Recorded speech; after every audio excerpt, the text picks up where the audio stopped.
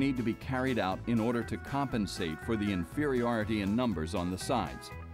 One approach is to apply pressure on the opposing defense by having the forwards move toward the sides and having the attacking midfielder move forward. The intended result is that the opposing defenders will have a more difficult time building up their play. Another result should be that as soon as forward 11 attacks the opponent with the ball, forcing him to play the ball to the side, midfielders 8 and 6 are in a position to anticipate the moves of their direct opponents. Side defender 3 is ready to cover. On the weak side, side midfielder 7 compensates for the forward movement of his teammate 3 by integrating with the defense. Here, the same movements are carried out starting from the other side of the field.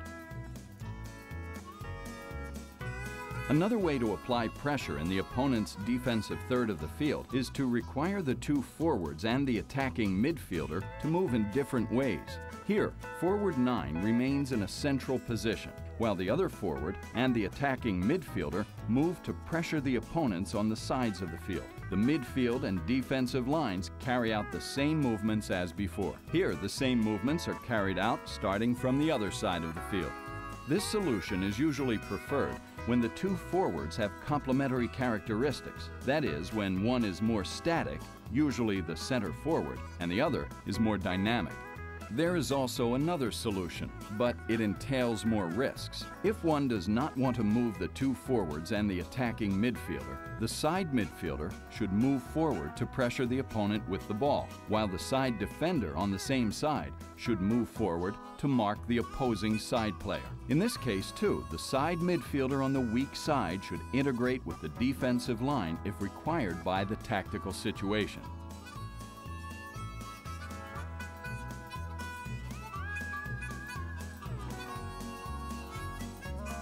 Here is another solution.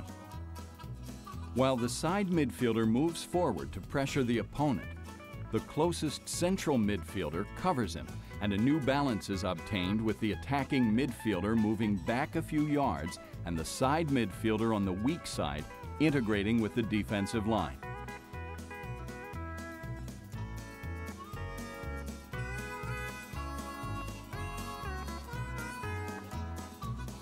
The 3-4-1-2 against the 3-5-2. In order to apply pressure in the opponent's defensive third of the field, the forwards are required to pressure the opposing defender with the ball. The forward who is closest to the ball pressures the opposing side defender who has the ball, and the side midfielder takes a position enabling him to anticipate the move of his direct opponent, while being covered by the side defender. The attacking midfielder must prevent his direct opponent from receiving the ball. The other forward marks a possible support player. The side midfielder on the weak side moves back, ready to integrate with his midfield.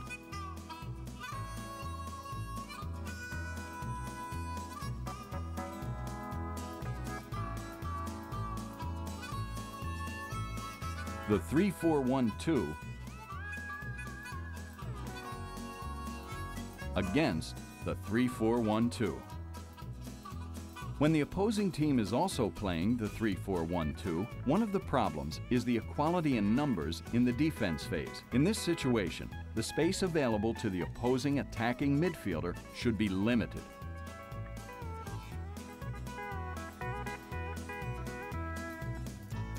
This can be done by moving the central defender forward and by moving the side midfielder on the weak side back. This gives the defense a new balance. When the ball is played in the center and not on the sides, it is better to move the attacking midfielder back to the midfield and a central midfielder back to mark the opposing attacking midfielder. The 4-2-3-1 pattern against other patterns of play. The 4-2-3-1 against the 4-4-2. The following tactical movements should be carried out in order to apply pressure on a team playing the 4-4-2.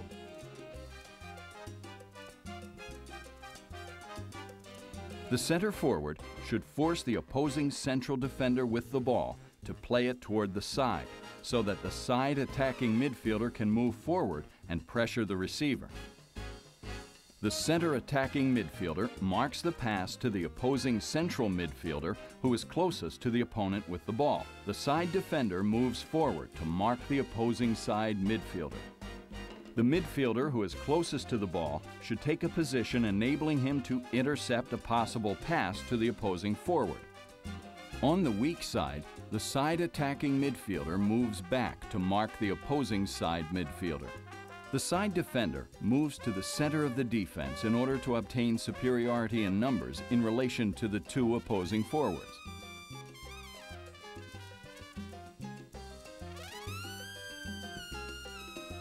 In the defensive pressure, the attacking midfielder on the strong side should double-team the opponent with the ball. The attacking midfielder on the weak side moves back, and the side defender on the weak side moves to the center and creates superiority in numbers in the zone of the two forwards.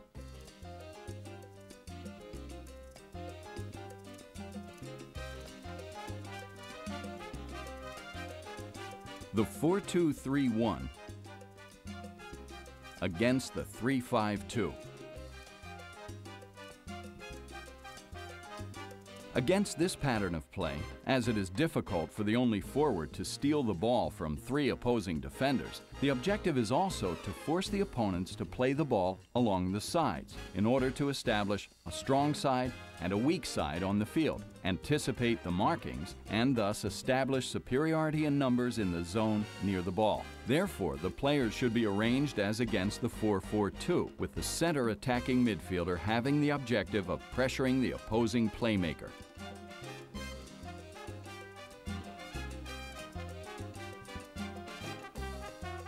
The 4-2-3-1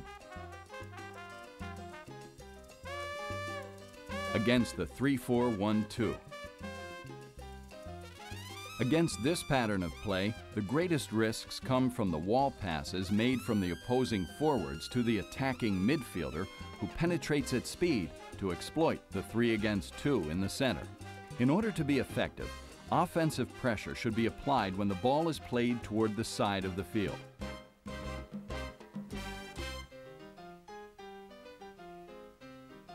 The side attacking midfielder moves forward to pressure the opponent with the ball, while both the side defender on the strong side and the midfielder who is closest to the ball move forward and aggressively mark the opponents close to them. The side defender can also mark his direct opponent in anticipation, as he is covered by the central defender. On the weak side, the side defender moves to the center, and the side attacking midfielder moves back to establish a new balance in the vacated space. In the middle of the field, the central attacking midfielder moves to the zone of the opposing central midfielder who is farthest away from the ball, while the right midfielder moves back to mark the opposing attacking midfielder.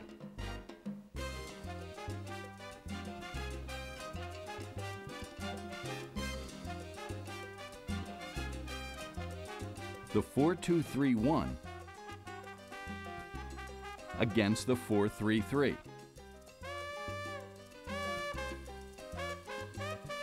Pressure is effective when one of the opposing defenders on the side has the ball.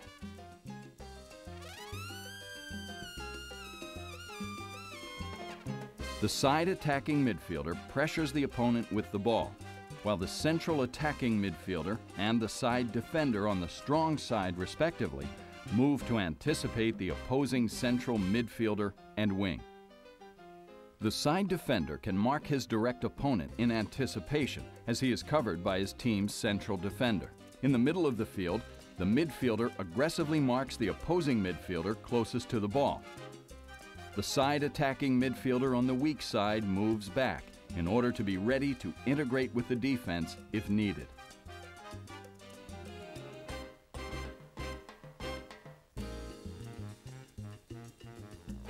It is dangerous to place the central midfielder in a position to anticipate the opposing midfielder, as this would generate an empty space in the middle of the field. If the opposing defender on the side passes the ball to the midfielder, it is better to move the central attacking midfielder to double team that midfielder.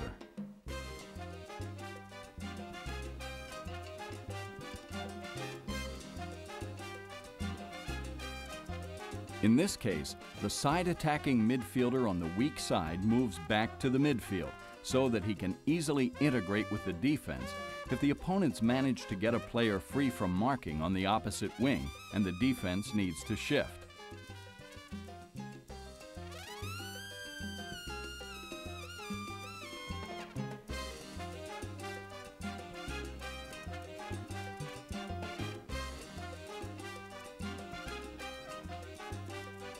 The 4-2-3-1 against the 3-4-3.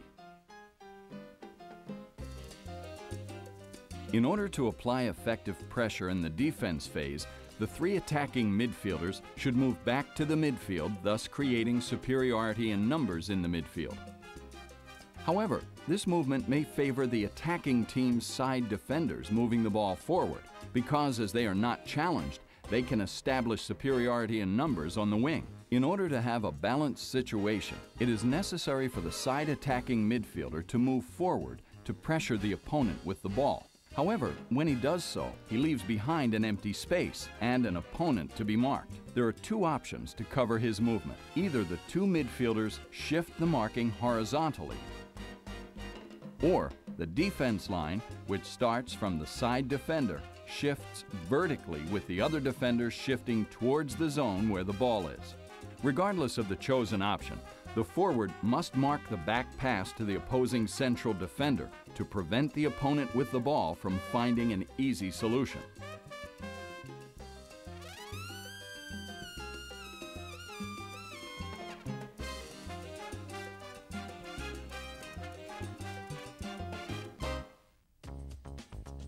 Exercises in the offensive phase. These exercises are aimed at improving the tactical skills and the timing in the offense.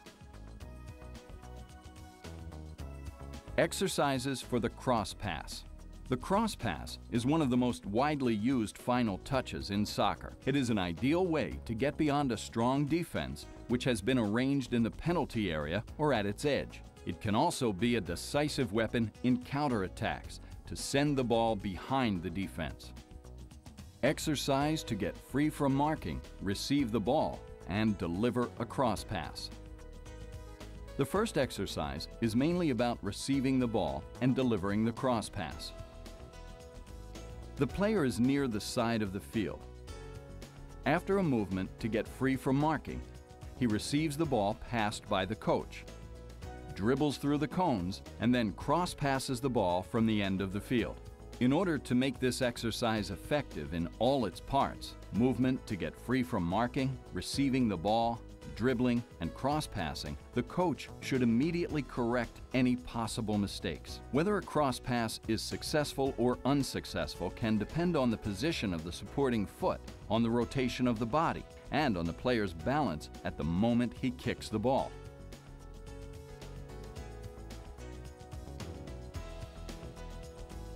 In this exercise, the coach passes the ball to the player. The player carries out a precision cross pass on the volley with one touch to a pre-established zone of the field. In the next exercise, the cross pass is carried out after a give-and-go exchange with the coach. Exercise to deliver a cross pass to the back of the defense.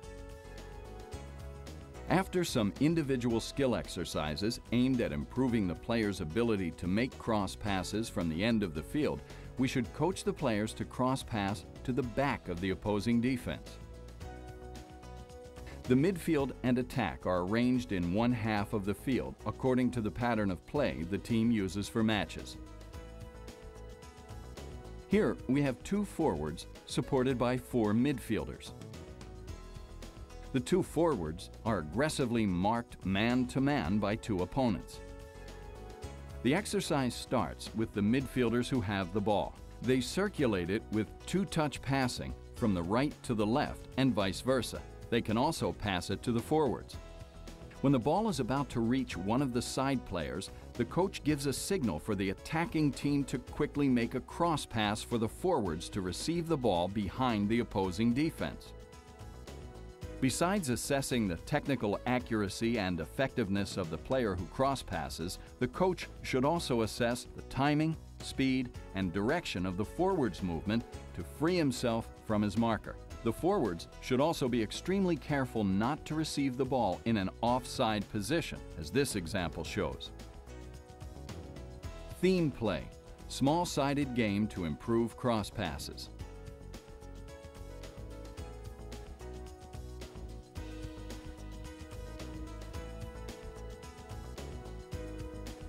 The attackers, in white, can shoot only after a cross pass from the end of the field made from within pre-established spaces, or as an alternative, can shoot only from outside the penalty area. The defenders, in yellow, achieve the objective of the exercise when they manage to get the ball beyond the goal line. The size of the field varies according to the number of players. The two teams can be given similar aims and rules, even when the game is played in a smaller field but with regulation-sized goals, with each team attacking and cross-passing when they have possession of the ball. Exercises for combinations. These exercises are aimed at improving the final touch skills in combinations between two players. Exercise to improve the timing of the movements between two players and to improve the ability to pass the ball into a teammate's stride. This exercise is carried out by two players who pass the ball to each other without hitting the cones on the track.